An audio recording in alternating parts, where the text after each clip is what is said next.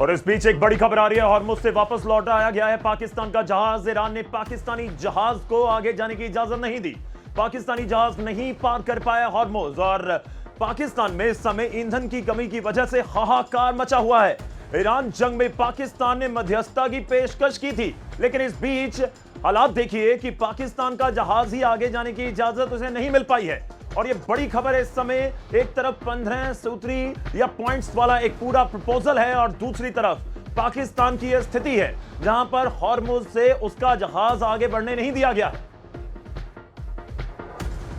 जंग में पाकिस्तान ने मध्यस्थता की पेशकश की है, जो अब तक की खबरें आ रही हैं। और इस बीच ये भी एक बड़ी खबर है क्योंकि पाकिस्तान में इस समय फ्यूल की कमी है, ईंधन की बहुत कमी है, हाहाकार है आम लोगों में, पाकिस्तानियों में। लेकिन इस बीच इंतजार किया जा रहा था या उम्मीद की जा रही थी कि मध्यस्थता की पेशकश कर दी है और बीच का रास्ता निकालने की कोशिश पाकिस्तान करवा रहा है, तो शायद पाकिस्तान के जहाज को वहां से निकलने की इजाजत दे दी जाएगी, लेकिन इजाजत नहीं मिली।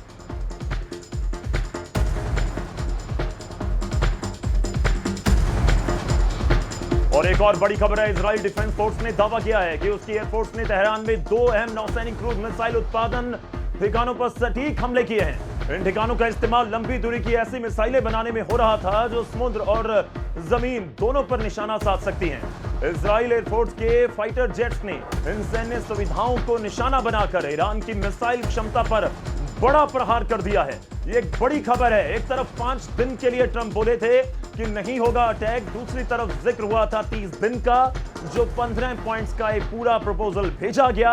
और इस बीच देखिए क्या हो रहा है। और इस तरीके से खबर निकल कर आ रही है कि जमीन और समुद्र में जो वार करने वाला, उत्पादन करने वाला मिसाइल का वो पूरा प्लांट था, उसको टारगेट किया गया है। अहम नौसैनिक क्रूज मिसाइल उत्पादन ठिकानों पर सटीक हमले किए गए।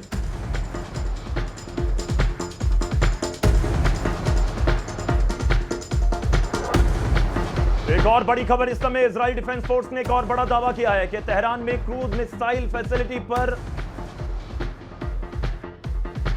और इस बीच एक और खबर, तेल संकट पर पेट्रोलियम मंत्रालय का बयान आया है कि देश के पास पर्याप्त पेट्रोल और डीजल हैं, फ्यूल की भारत में कोई कमी नहीं है। और साथ ही यह भी अपील है कि अफवाहों पर ध्यान मत दीजिए, अफवाहों पर ध्यान ना दें। सालाना 26,000 करोड़ टन कच्चे तेल को रिफाइन करने की क्षमता रखता है भारत।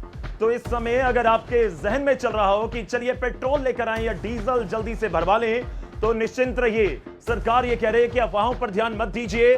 तेल का पूरा स्टॉक है भारत के पास और पूरा बता भी दिया कि सालाना 26,000 करोड़ टन कच्चे तेल की रिफाइन करने की क्षमता है भारत के पास।